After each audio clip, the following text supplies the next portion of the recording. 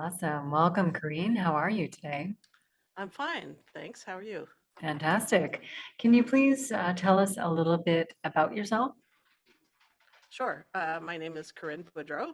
I live in Halifax, Nova Scotia. I've been a business lawyer for more than 20 years now. It's actually coming up on, I think it'll be 22 years this year. So I like to say that I'm an entrepreneur, an online entrepreneur, and a lawyer. So I've kind of put those two things together. Okay. The other thing I say, explaining myself, is my mother's a teacher and my dad was a lawyer. So I think I've also tried to put those things together too. So one of my passions is really helping Canadian business owners, particularly women and non-binary folks, Mhm. figure out how to create a legal foundation for their business. Wow, that's pretty So amazing. I've figured out different ways of doing that over the years, but that's kind of really what drives me. Okay, so you serve women all over all over Canada? That's right. Yeah. Yeah. Wonderful. And can I ask you what um, has kept you, well, what actually decided you to pursue your business? Yeah, well, I think like many people in the legal profession, once you graduate, you sort of look for a job. You don't necessarily look for, oh, what legal business am I going to create? That's not something that anyone talks about in law school. So, like many other people, I articled, I got a job at a big law firm, and kind of, I would say, learned the skills of being a lawyer, and learned, and I've always been what I would call a business lawyer. So, someone who helps small businesses and professionals.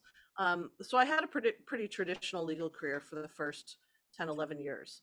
And then I had what I now call my soul sucking situation, um, which I think a lot of entrepreneurs do. They have that moment where they're like, you're in a job and you're like, wow, this doesn't really work for me anymore.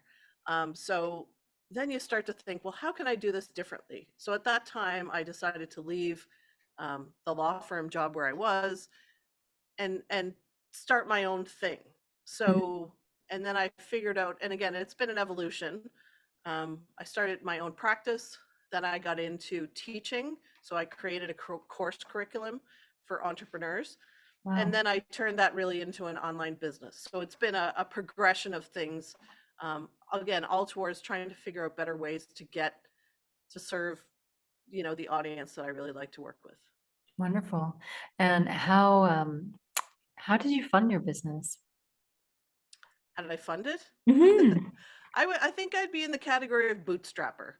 Mm, So I for the most part, and it's been a balance of, continuing law practice. So, doing one-on-one client work and definitely using some of that money to fund my life, but also to help, you know, provide a platform to build out, particularly an online business, because it's not just, recording some videos and throwing them up on a website. You realize you mhm, really have to create this big infrastructure around, an email list and having people find you and creating content and, all the pieces of that. So, um, but yeah, it's been primarily using money from operations and kind of reinvesting it in my business. So it has, I think I've taken a more slow and steady, I would say, approach to growth than maybe, um,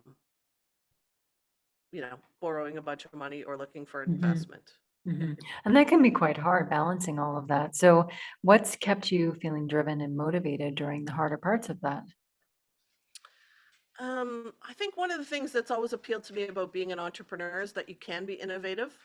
Mhm, I always say when I went from having a law firm, I actually went to work in an accounting firm in between working at a law firm and starting my own practice. So I had there was a couple of years in there.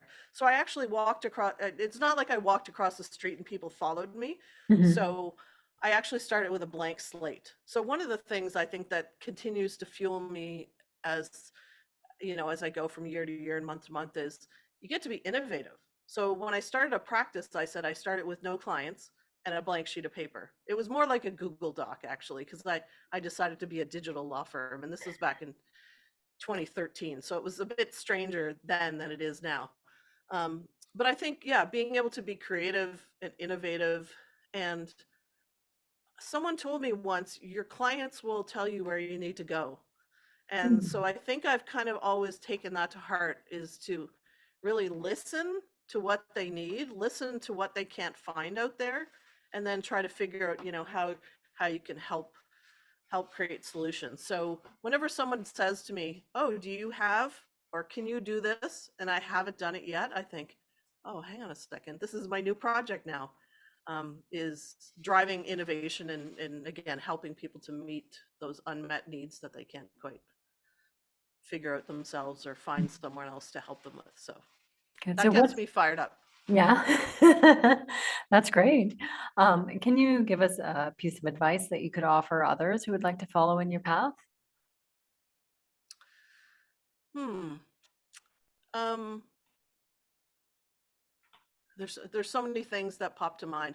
I mean, I think what I just said is one of them is, again, find a group of clients or customers or whatever you want to call them that you really like to serve and that you also really like to hang out with, your people, whoever they are, and then talk to them about what they need, what they're afraid of, where they get stuck, and then try to figure out ways that you can help them, because that's going to, and then of course you need to test it too. So I've Mhm. spent a lot of time developing, again, courses, and then you ask for feedback, and then people give you feedback, and sometimes you need to tweak it. So it's really, I would say, being an entrepreneur, it's fun, but it's not really about you. It's about your customers and your clients. So they'll tell you where you need to go, they'll tell you what they need, and then if you can listen and kind of go with them, you know, I Mhm. think that's hopefully, of course, it's things that they also want to pay for. So if you can figure out something you're good at and something that they want to pay for, that's, I think, a good recipe for a business. Absolutely. I couldn't agree more. Yeah. Um, and how would you like to see your business grow? Well, I mean, the online space has been great. I used to be very much, again, I said that I'm in Halifax. I used to Mhm. serve almost all clients in Nova Scotia, and Mhm. then very specifically even in Halifax. So lawyers have tended over time to be pretty local. It was more Yeah. like your local corner store than something else. But I think I because I've been doing things online, and because of, again, some of the areas of law are either federal or pretty consistent across the country. I will say, for anyone who's watching this in Quebec, I'm sorry, like, Quebec is a bit of an anomaly because their legal system is quite different. Yeah. So Quebec isn't always a great fit for me, but the rest of the country, um, I just think we don't talk about legal literacy. We don't talk about, and women, um, don't always have the same access to legal services and legal information. And sometimes the types of businesses that women start are also kind of dissed by the legal establishment. Like, I've had Mhm. people say, "Well, I'm doing, online coaching in the spiritual space, and I'm making hundreds of thousands of dollars a year, and I can't get a lawyer to call me back." So, Hmm. or, I'm doing group coaching, or I'm doing things that are a little bit outside the realm of what people see as traditional bricks and mortar businesses.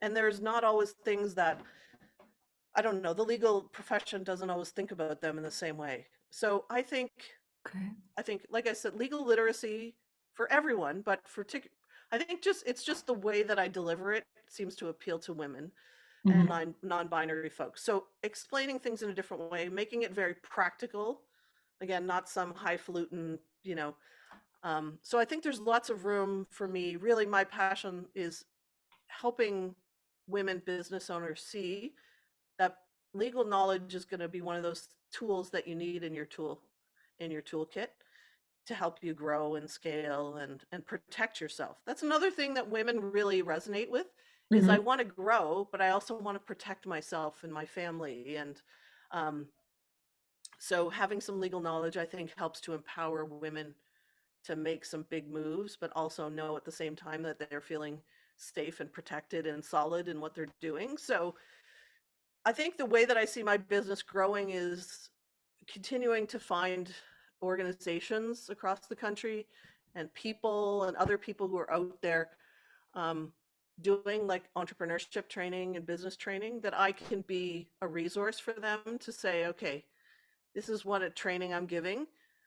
I'd love to participate with them. So really collaborating with different organizations to make sure that every entrepreneur has the legal knowledge that they need or the legal tools that they need, because sometimes they can be kind of confusing and inaccessible. So I think there's lots of room to grow in that area.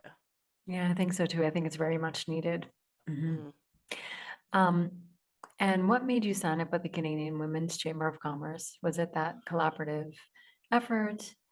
Was it something Well, else? yeah, and it's my word for 2023 is collaboration. So I'm always looking for new ways to collaborate. So I just became a member in January. Um, but it was the reason I found out about it was the result of another collaboration. So I actually, most of the products I've created by myself in my business. Mhm. I mean, with my team, but I actually collaborated on creating a different type of product with a partner. And she's in Alberta and I'm in Nova Scotia. So we're already, collaborating on creating a product together. And we were talking about now what other types of organizations can we reach out to? So we were kind of sharing ideas again, which I think women do great, very well, almost naturally, right? We share resources and share ideas and share contacts. And Mhm. she sent me an email and said, "Have you ever thought about joining this?" And I said, "I don't even know what that is. Like, I've never heard of it." Um, and so when I start looking into it, I said, you know, again, a group. It's kind of most of the members I think are in Ontario, or as we would say, like sort of central Canada. I know Ontario sometimes thinks that you're east, but come on, man. Like, I'm from Nova Scotia, so I understand. okay, there you go. You know what I'm talking about then. So just geographically, it's an area that I already have lots of clients in. I have affiliates, I have some other partnerships, but it's definitely an area that I want to meet more people. And any organization um, that's national, again, it feels like it can give you a bigger network. So like I Mhm. said, law practice generally is very local. So I'm just looking for ways and organizations that can help me have a more of a national scope and thinking and meeting people from different parts of the country. So Okay. it What does works. success look like for you? Hmm. Success. Um, Mhm. success in business. I mean, I have a, I have a, I have a, I don't know what you would call it, a slogan, a something. I say, work hard, have fun, give back. So to me, if I can be doing all three of those things in my business or in my personal life, that's what success looks like for me. So work hard. I'm not afraid of, again, you know, reaching out, creating new things, listening, like doing all those things that sometimes feel hard. I've definitely gotten out of my comfort zone, moving from being in a downtown office to like doing crazy videos online, being in an online business. Like that's, that felt hard. It gets easier as you go on, but and then having fun. Law is can be a heavy thing, like accounting and some Mhm. areas. Again, we have a little bit of a harder time sometimes attracting people to it because it's not doesn't seem fun. It seems scary and all that stuff. So Mhm. to me, if I can sort of make it again, like have fun myself, but also find other people and make, have some fun connections. And then giving back, I mean, to me, some of that's helping other businesses in various ways, but also giving back to my community. So um, if my business allows me to do that, then that's all good. That feels like success. Yeah, beautiful. And you have been doing this for quite a while. What is an achievement that you're very proud of? Hmm. Uh, I have a harder time with these kind of things. Like Mhm. this will seem like it's not like a number or whatever, but I recently had like a law school reunion. So it was like because of the pandemic, we were delayed. So it was my 21st law school reunion. And so you end up at a table with people that you've all graduated with at the same time. Um, and I think I was just proud of being able to explain what I've done with my education. You know what I mean? It's a bit of an that's my dog. Sorry. Um, my dog appears in all of my videos or podcast episodes eventually. Just talking, Oh, you know what I oh, I mean? see. Yeah, she's very protective of me. Um,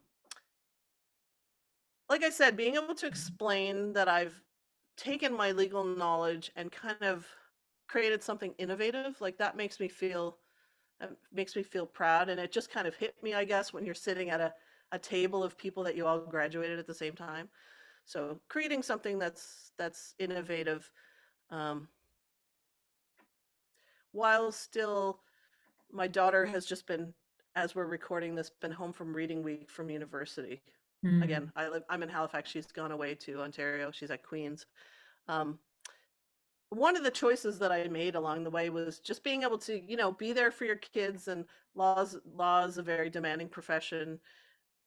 Again, in terms of all of the work-life balance and all that stuff, um, just looking at my kids who are now teenagers and being like, you know what, I was there. I was able to be there, and now they're moving into different stages of their life, but I have no regrets about any of those choices that I made. So I mm, think, again, that feels like some kind of accomplishment where you can have this child go off and be independent, but you felt like you didn't miss any of those important moments. I think mm. as a mom, that feels like a sense of achievement. Beautiful. If you could go back and speak to yourself 5 years ago, what advice would you give yourself? Hmm. I'm trying to think of where I was 5 years ago. It was probably when I had been asked by a business advisor, um, if I Mhm, could create this course, um, like a curriculum for an in-person course. So it was a live in-person course. mhm, Um, and at that time, I was just also trying to figure out, can I also make this online? So again, it will have a more national scope. I think I had a lot of doubts back then about whether or not that would be successful. So I think I was slower to kind of get it all going than I otherwise might have been. Um, so to that person who was kind of having doubts whether this would all work 5 years ago, I think I would say, go for it. Go, I don't know, go all in. Like give it, don't be timid about if you think this is a good idea, don't be timid, go for it, but also probably ask for help. Like I think I was a little bit too much of a lone wolf in those early days about hiring people mhm. and asking more for help when I got stuck. I was trying to do a lot of it myself. So I think those would be a couple of things that I would think about, if you commit to something, like really go for it, and then ask for help when you get stuck and commit some resources to that too. Those sound like really good pieces of advice to other women entrepreneurs as well. Yeah. Mhm. Any final words? Anything else you'd like to say? Hmm. It's so hard to try to wrap everything up, but I guess just from, again, what I do on the legal side is I really do think it is possible. It doesn't have to feel overwhelming to create solid legal foundations in your business. Mhm, And for anyone who is like the hope and pray, I sometimes have hope and pray in some areas of my business, but I think everyone has legal issues in their business. So we all have to find a way of creating solutions for them. So don't be afraid, get some practical advice. Don't sort of leave things to chance, because um, I think it is a skill that we do have to develop. Like all the other, every business owner has to be a marketer. Every business owner kind of has to be a CFO. I think legal skills are a thing that you also need to develop. So I'm not saying everyone needs to develop them the same way, but don't sort of leave things to chance, and don't hope that every client relationship and every partnership is going to go perfectly, or that you're never going to have a privacy breach or whatever. Like mm. this is just part of being a business owner. It's just a skill set that we have to kind of develop and nurture over time. So I guess those would be my final thoughts. And Okay. And again, just telling us your expertise, area of expertise, and how can people reach out to you? sure. So my business is called Online Legal Essentials. So if my website is onlinelegalessentials.ca, so you can find me there. And I do have some free resources that people can connect with, including I have a podcast for anyone who likes podcasts. My podcast is called Get It in Writing. So that's really I should say that's always my number one piece of advice for business owners is get it in writing. So my podcast goes through, um, many frequently asked questions. And I also have guests on to kind of talk about some of the legal issues they've encountered in their businesses.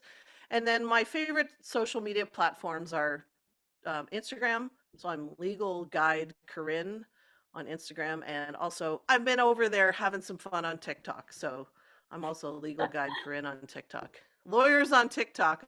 I don't know. Fantastic. And I'm trying my best. where can people listen to your podcast? So if you go to my website, there's a page, a podcast page, and then you can link through to the episodes from there. So Fantastic. whether you're on Apple or Spotify or Stitcher or whatever, all of the podcast kind of platforms, you can find them from there. Fantastic. Thank you, Corinne. Thanks for being here and being part of the member spotlight.